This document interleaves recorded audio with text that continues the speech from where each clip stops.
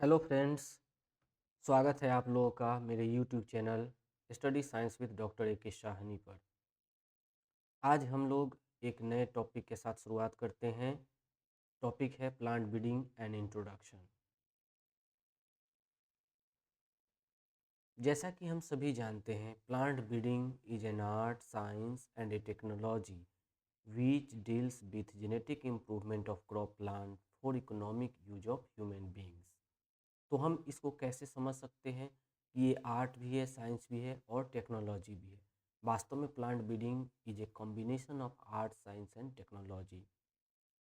वास्तव में plant breeding में हम सिलेक्शन का प्रोसेस अपनाते हैं, जो कि एक आर्ट की तरह होता है और वो डिपेंड करता है कि जो व्यक्ति सिलेक्शन कर रहा है उसका स्किल कैसा है। तो हम कह सकते हैं कि प्लांट ब्रीडिंग एक आर्ट है।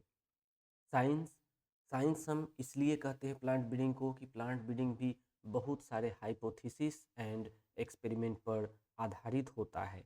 इसी कारण से हम इसे साइंस भी कहते हैं। और टेक्नोलॉजी कहने का कारण ये है कि आज के समय में प्लांट ब्रीडिंग जो बायोटेक्नोलॉजी और जेनेटिक इंजीनियरिंग के बहुत सारे टेक्निक्स को इस्तेमाल करके आगे बढ़ रहा है, जिसके कारण हम इसको टेक्नोलॉजी कहते हैं। जैसे आज क्यूटीएल एनालिसिस हो गया, डीएनए मार्कर्स हो गए, ये सब हाई टेक्निक है, डीएनए फिंगरप्रिंटिंग हो गया।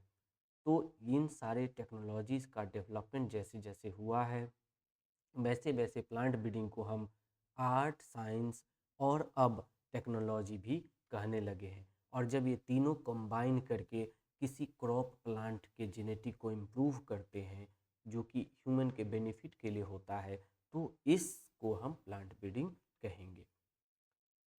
ये देखिए एक्सपेरिमेंट है, एक प्लांट ब्रीडिंग का एक्सपेरिमेंट है जो कि आरबीडी में लगाया गया होगा।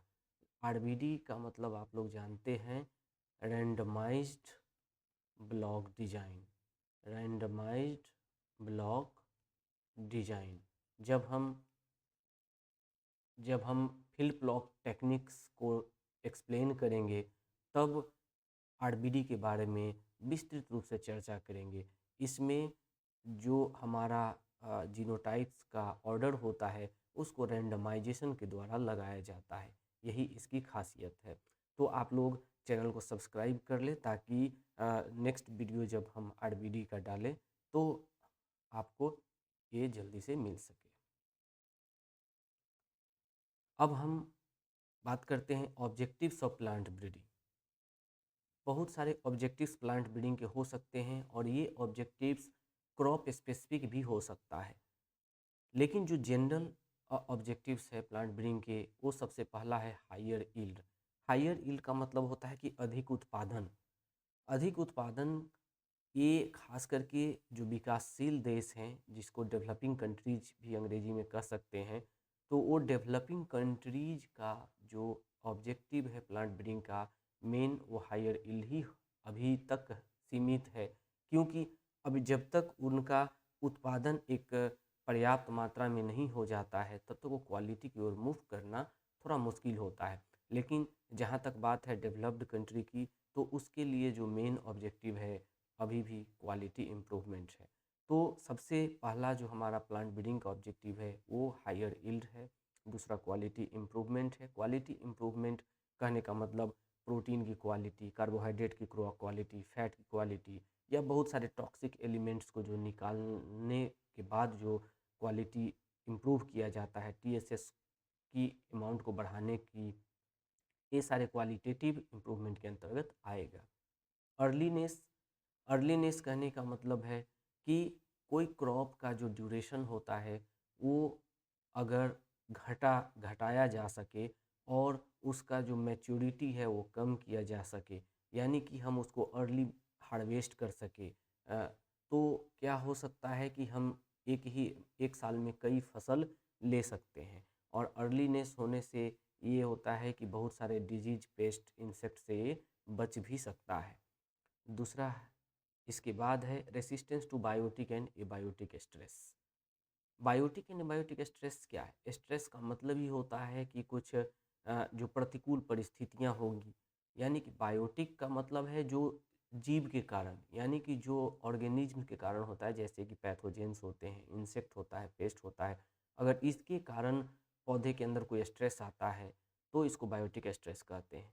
अगर ये बायोटिक स्ट्रेस की बात करें तो जैसे टेम्परेचर हो गया, ह्यूमिडिटी हो गई, जो आजकल मौसम चेंज हो रहा है, मानसून चेंज होता जा रहा है और उसके कारण कभी सुखाड़, कभी बाढ़ और इस तरह की अन्य प्राकृतिक घटनाएं होती है, कभी टेम्परेचर हाई हो जाता है, ये सारे चीज़ को हम ये बायोटिक स्ट्रेस के अंतर्गत रखते हैं। तो प्लांट ब्रीडर का एक मेन ऑब्जेक्टिव ये भी होता है कि जो हमारे सामने क्रॉप है, जिस क्रॉप को लेकर हम आगे बढ़ रहे हैं, उसको बायोटिक और ए बायोटिक स्ट्रेस के प्रति रेसिस्टेंस बनाए।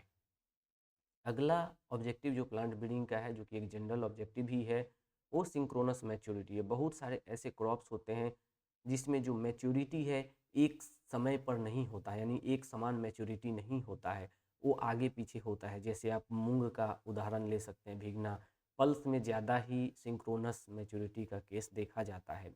अगर आप भिगना की बात करते हैं तो भिगना में कई बार में आप इस चीज़ को तोड़ सकते हैं, उसका जो फली होता है, तो इसका एक मैच्योरिटी एक साथ नहीं होता है। अगर वेजिटेबल पी की बात करेंगे तो वेजिटेबल पी में भी आप कई बार उसको हार्वेस्ट करते हैं। इस कारण से अगर इन सब का खास करके पल्स में जो मैच्योरिटी है, अगर एक साथ आ जाए, सिंक्रोनस मैच्योरिटी हो, तो बहुत सारे परेशानियों से बचा जा सकता है और यील्ड का भी उत्पादन अधिक हो सकता है। फोटो इनसेंसिटिविटी, फोटो इनसेंसिटिविटी और थर्मो इनसेंसिटिविटी का मतलब होता है कि बहुत सारे क्रॉप फोटो इनसेंसिटिव होते हैं। कहने का मतलब है कि बहुत सारे पौधे जो C4 प्लांट होते हैं, C3 प्लांट होते हैं, C4 प्लांट होते हैं, उनको ज़्यादा लाइट चाहिए होता है, C3 प्लांट्स होता है उनको कम लाइट चाहिए होता है। तो फोटो इनसेंसिटिव जिस जिस पौधे को ज़्यादा लाइट चाहिए होता है और अगर उसको ऐसे जीनोटाइप को डेवलप किया जाए जो कम लाइट में भी वो अपना अ, अस्तित्व बनाए रख सके और उतना ही पैदावार दे सके, तो इस कंडीशन को हम फोटो इनसेंसिटिविटी कह सकते हैं। और वैसे क्रॉप जो इस तरीका इस कंडीशन में पैदावार दे सके, उसको फोटो इनसेंसिटिव क्रॉप कह सकते हैं। एलिमिनेशन ऑफ टॉक्सिक कंपाउंड्स, बहुत सारे toxic compounds different different crop में पाए जाते हैं, उसको एलिमिनेट करना भी प्लांट ब्रीडर का एक ऑब्जेक्टिव होता है। जैसे आप मस्टर्ड की बात करें तो मस्टर्ड ऑयल या रेपसीड ऑयल आप लोग देखते हैं, उसमें इरूसिक एसिड पाया जाता है और ये इरूसिक एसिड पॉइजनस भी हो सकता है ह्यूमन के हेल्थ के लिए। इस कारण से इसके परसेंटेज को घटाने की कोशिश साइंटिस्ट कर रहे हैं और जितना कम इरूसिक एसिड होगा उतना ये हेल्थ के लिए बेनिफिशियल होगा। लेकिन इरूसिक एसिड के कारण ही जो मस्टर्ड ऑयल का झांस भी होता है। खेसारी की बात करें तो खेसारी में एक न्यूरोटॉक्सिन पाया जाता है जिसको कि बोआ कहते हैं और ये बोआ पैरालिसिस कॉज करने का एक मेन कारण होता है।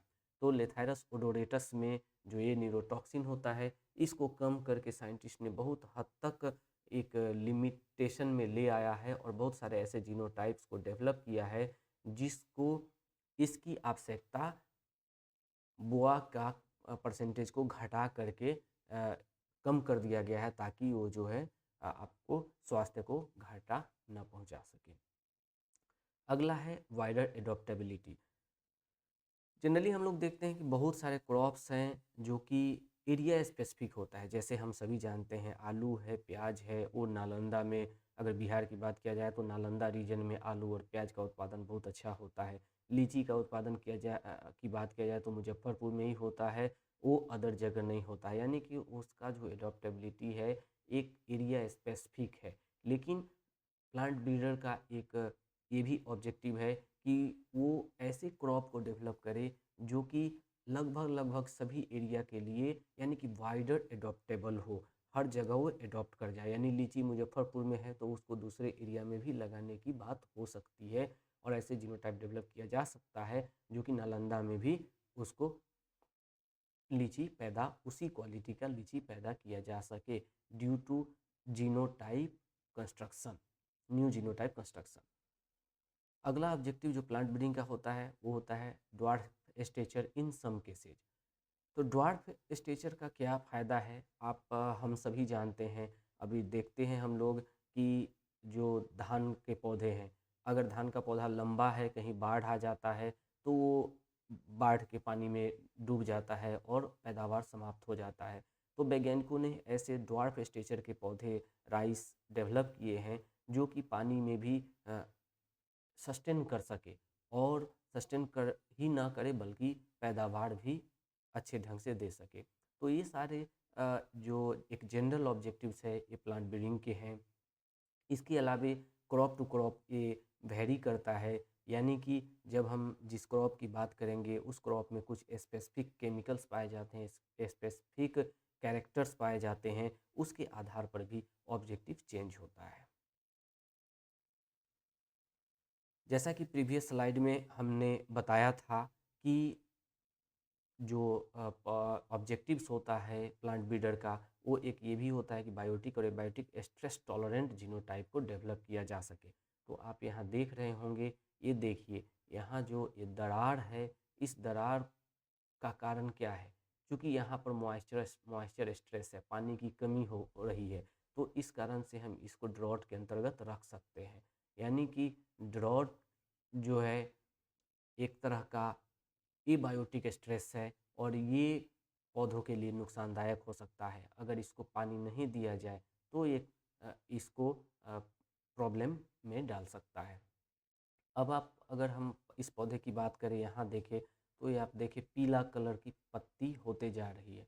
पीला कलर होने का कई और कारण भी हो सकता है, इसका कारण पैथोजेंस भी हो सकते हैं, इंसेक्ट पेस्ट भी हो सकता है, लेकिन यहाँ पर ये एक्चुअली यहाँ वाटर डेफिशिएंसी के कारण हो रहा है और इसको हम एबायोटिक स्ट्रेस के अंतर्गत रख सकते हैं।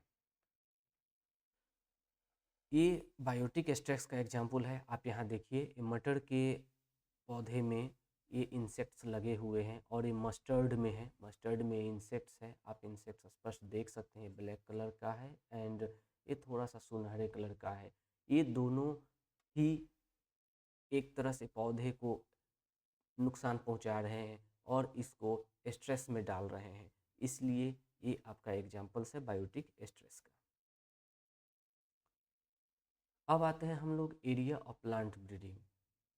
एक्चुअली जो प्लांट ब्रीडिंग के हैं कुछ फील्ड्स होते हैं, जैसे हर चीज़ का अपना अपना फील्ड होता है, एक सीमित एरिया होता है, उसी तरीक़ा से प्लांट ब्रीडिंग का भी एरिया है। प्लांट ब्रीडिंग कहाँ तक फैला हुआ है उस चीज़ को ये दिखाता है।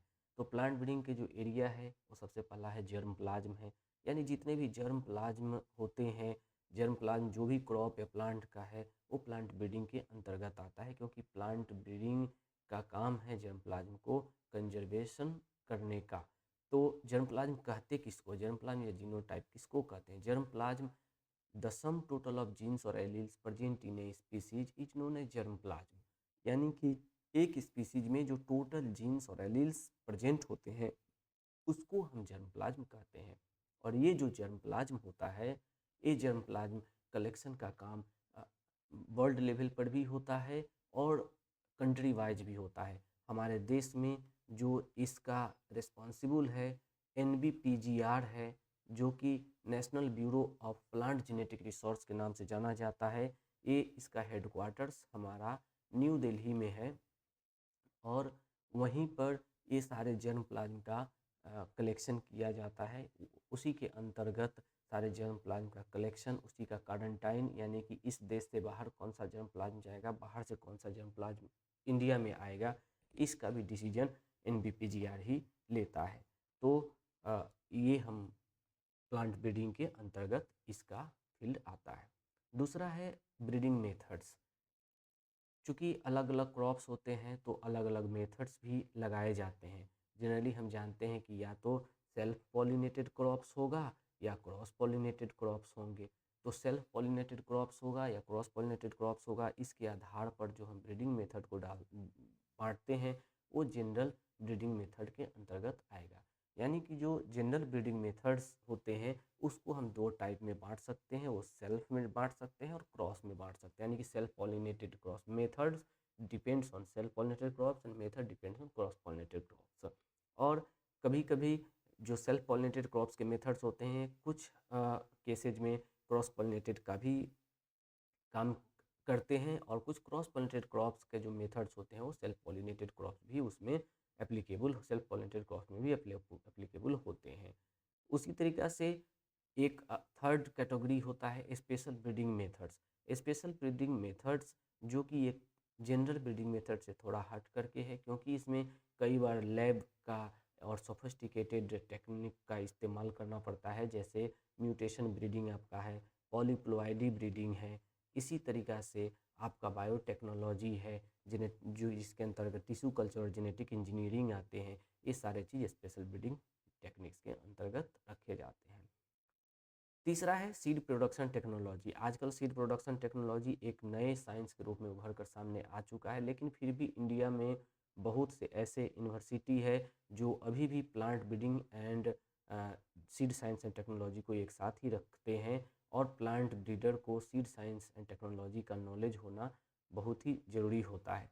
तो सीड प्रोडक्शन टेक्नोलॉजी के अंतर्गत वो सारे काम जो सीड के वायबिलिटी के लिए, सीड के जर्मिनेशन के लिए, या सीड के प्रोडक्शन के लिए, सीड के सुरक्षा के लिए, मैनेजमेंट के लिए आते हैं, वो सारे काम सीड प्रोडक्शन टेक्नोलॉजी के अंतर्गत किया जाता है। तो ये मेनली 3 एरिया है प्लांट ब्रीडिंग के, जहाँ पर ये स्पेसिफिकली काम करता है। इसके अलावे भी ये अदर ब्रांचेस से जुड़े हुए हैं, लेकिन ये 3 मेन काम करते हैं। ये आप देख रहे हैं क्रॉसिंग टेक्निक्स है, यानी कि जो एक क्रॉसिंग टेक्निक्स होता है या हाइब्रिडाइजेशन टेक्निक्स कहेंगे, जो कि प्लांट ब्रीडर का एक सबसे अहम मेथड्स होता है, जिसके द्वारा ये नए जीनोटाइप को डेवलप कर सकते हैं। आप ये देख रहे हैं, यहाँ दिखाने के लिए, आपको दिखाने के लिए इमेस्कुलेशन का प्रोसेस हो रहा है।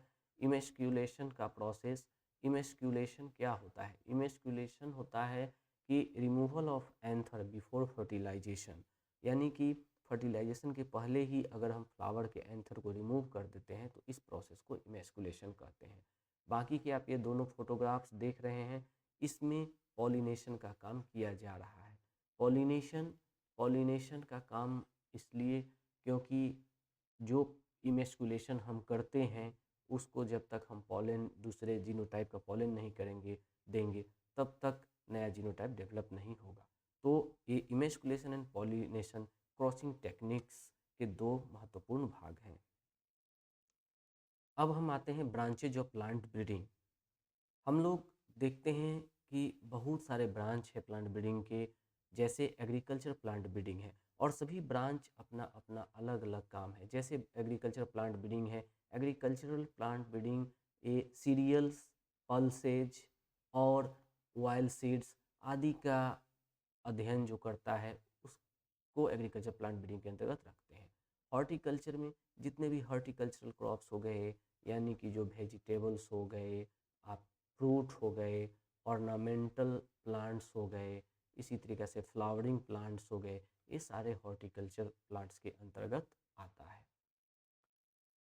मॉलिकुलर ब्रीडिंग, जैसा कि हमने पहले भी बताया था, DNA marker, QTL, DNA marker, ये सब मॉलिकुलर ब्रीडिंग के अंतर्गत आएगा। क्वालिटी ब्रीडिंग जो क्वालिटी का स्टडी करता है वो क्वालिटी ब्रीडिंग के अंतर्गत आता है। ट्रांसजेनिक ब्रीडिंग, ट्रांसजेनिक्स आप लोग समझते होंगे, ट्रांसजीन्स के स्टडी को हम ट्रांसजेनिक ब्रीडिंग कह सकते हैं, यानी ट्रांसजीन्स का जो ट्रांसफ़र करके नए जीनोटाइप को डेवलप किया जाता है। ट्रांसजीन्स क्या होता है? ट्रांसजीन्स किसी भी ऑर्गेनिज्म से स्पेसिफिक जीन को निकाल करके किसी अन्य ऑर्गेनिज्म में डाला जाता है, और अगर वहाँ एक्सप्रेस करता है तो इस प्रोसेस को ट्रांसजेनिक ब्रीडिंग कहते हैं। इसी तरीक़ा से स्ट्रेस ब्रीडिंग है। स्ट्रेस ब्रीडिंग जो हम अभी एबायोटिक एंड बायोटिक स्ट्रेस पढ़े, उसके बारे में स्पेशली हम जितने टाइप के स्ट्रेस होते हैं उसको पढ़ने के लिए स्ट्रेस ब्रीडिंग का इस्तेमाल किया जाता है। सीड प्रोडक्शन टेक्नोलॉजी के बारे में अभी हमने डील किया कि इसके अंतर्गत सीड से रिलेटेड सारे एस्पेक्ट्स को डील किया जाता है। प्लांट जेनेटिक रिसोर्सेज क्या है? प्लांट जेनेटिक रिसोर्सेज आपके, जो हमने अभी बोला कि NBPGR जो जर्म प्लाज्म का कलेक्शन करता है, वो नई दिल्ली में इसका हेडक्वार्टर है, वो सारे के सारे प्लांट का जेनेटिक रिसोर्स को एक्वायर करता है। वैसे प्लांट जेनेटिक रिसोर्स को मेंटेन करने के लिए हमारे यहाँ कोलकाता में भी बोटेनिकल गार्डन है, लखनऊ में भी इसका व्यवस्था किया गया है, लखनऊ में भी मेडिसिनल प्लांट का जेनेटिक को मेंटेन किया जाता है। उसी तरीक़ा से हम आगे आते हैं क्रॉप फिजियोलॉजी। एक क्रॉप फिजियोलॉजी जितने भी तरह की फिजियोलॉजी है, जैसे कि ट्रांसलोकेशन होता है, ट्रांसपिरेशन होता है, जो प्लांट का के लाइफ के लिए एसेंशियल है, वो सारे क्रॉप फिजियोलॉजी के अंतर्गत हम लोग पढ़ते हैं। म्यूटेशन ब्रीडिंग क्या है? म्यूटेशन ब्रीडिंग ये हम लोग जानते हैं कि सडन हेरिटेबल चेंज होता है, यानी कि किसी भी म्यूटेशन कई तरह का होता है, जिसमें कि हम पॉइंट म्यूटेशन भी हो सकता है या फ्रेमशिफ्ट म्यूटेशन हो सकता है। अलग अलग म्यूटेशंस के टाइप होते हैं, वो आगे हम लोग म्यूटेशन चैप्टर में पढ़ेंगे। म्यूटेशन के द्वारा जिसमें एक्स-रे, गामा रे और अदर केमिकल्स या फिजिकल या केमिकल म्यूटाजेंस का इस्तेमाल करके क्रॉप के जीनोटाइप को चेंज किया जाता है, उस सब्जेक्ट को हम म्यूटेशन ब्रीडिंग कहते हैं। पॉलीप्लॉइडी ब्रीडिंग के अंतर्गत क्या किया जाता है? आप लोग अभी गेंदा देखते होंगे, बड़े बड़े गेंदा जो डेवलप हो गए हैं, जो खासकर उसका सेंट तो उतना नहीं ज़्यादा है, लेकिन फिर भी उसका साइज काफ़ी बड़ा हो रहा है, ये सब पॉलीप्लॉइडी ब्रीडिंग का ही देन है। पॉलीप्लॉइडी ब्रीडिंग में क्या किया जाता है? पॉलीप्लॉइडी या तो यूप्लॉइडी हो सकता है या अनयूप्लॉइडी हो सकता है। जब हम पॉलीप्लॉइडी पढ़ेंगे तब इसको डिटेल में चर्चा करेंगे। पॉलीप्लॉइडी ब्रीडिंग के अंतर्गत या तो जीनोटाइप डबल हो सकता है, या जिसको कि हम जीनोम बोलते हैं, तो जीनोम के डबलिंग कॉपी भी हो सकते हैं, या नंबर ऑफ क्रोमोजोम्स भी घट या बढ़ सकते हैं, जो कि एन्यूप्लॉइडी का केस होता है। ट्री ब्रीडिंग के अंतर्गत जैसा कि नाम से स्पष्ट है कि वो ब्रीडिंग का वो ब्रांच जिसके अंतर्गत ट्री का स्टडी किया जाता है, उसे ट्री ब्रीडिंग कहते हैं। ये देखिए हॉर्टिकल्चरल क्रॉप्स के दो एग्जाम्पल्स आप देख सकते हैं। यहाँ ओकरा है, ओकरा जिसको कि लेडीज फिंगर भी कहा जाता है, लेडीज फिंगर अंग्रेजी में, और अगर साइंटिफिकली कहे तो एबेलमोस्कस एस्कुलेंटस कहा जाता है।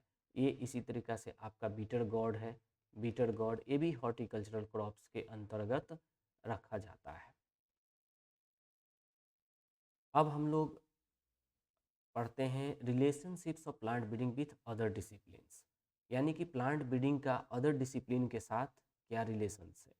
तो प्लांट ब्रीडिंग एक ऐसा सब्जेक्ट है जो पौधे के जीनोटाइप को चेंज कर देता है, और पौधे के जीनोटाइप को चेंज करके उसे इन्वायरमेंट में सस्टेन करने के लायक बनाता है। लेकिन इसके साथ साथ अगर अदर ब्रांच जो एग्रीकल्चर के है, उसके साथ साथ ये एक साथ कंबाइन करके उसका इस्तेमाल किया जाए, तो ह्यूमन के लिए काफ़ी ज़्यादा बेनिफिट हो सकता है इस डिसिप्लिन।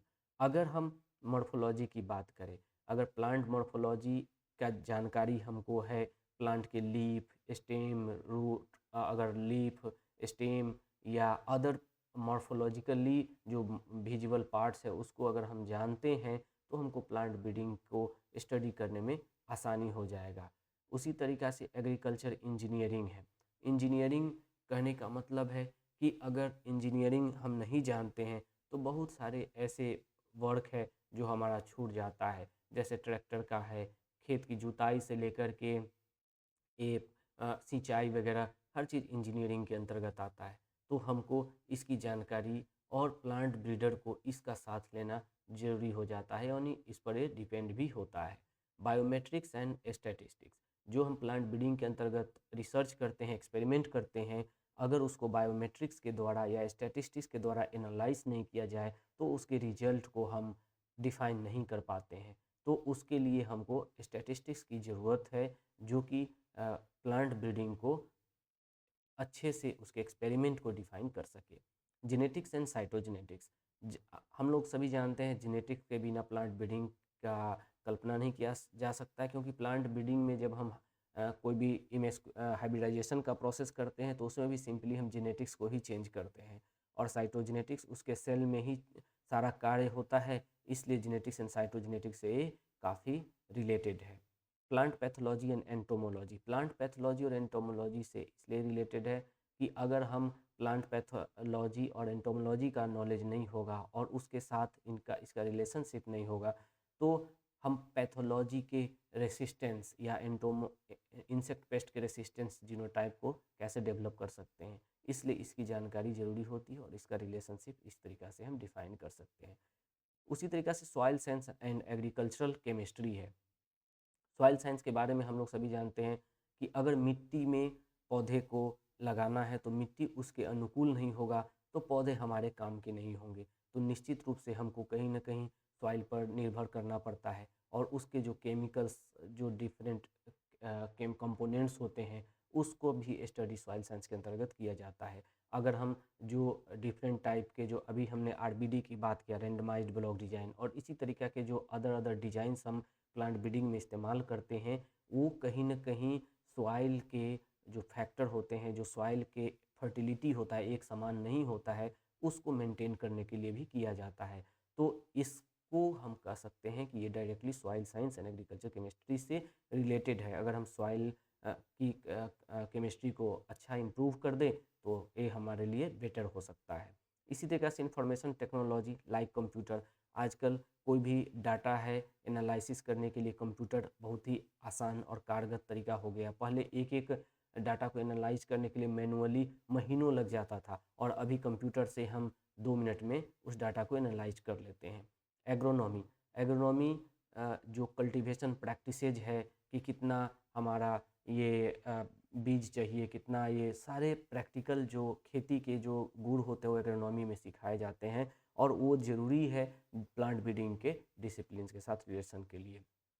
टैक्सोनॉमी, टैक्सोनॉमी से हमको ये पता चलता है कि कौन सा पौधा किस फैमिली का है, किस जीनस का है, किस स्पीसीज का है, ताकि हम उसी के अनुसार डिसाइड कर पाते हैं कि ये सेल्फ पॉलिनेटेड होगा या क्रॉस पॉलिनेटेड होगा और उसके अनुसार हम ब्रीडिंग का मेथड डिफाइन कर पाते हैं। बायोकेमिस्ट्री, बायोकेमिस्ट्री भी आप जानते हैं कि जितने भी, अगर हम बायोकेमिस्ट्री का नॉलेज होने से क्या होता है कि बहुत सारे जो हमको केमिकल एनालिसिस होता है, वो केमिकल जैसे या तो रिड्यूसिंग शुगर हो या तो आपका प्रोटीन हो, या आपका विटामिन सी हो, ये सब जो हम निकालते हैं तो उसके लिए हमको बायोकेमिस्ट्री का नॉलेज होना बहुत ही आवश्यक होता है और इसलिए ये एक दूसरे से जुड़ा हुआ सब्जेक्ट है।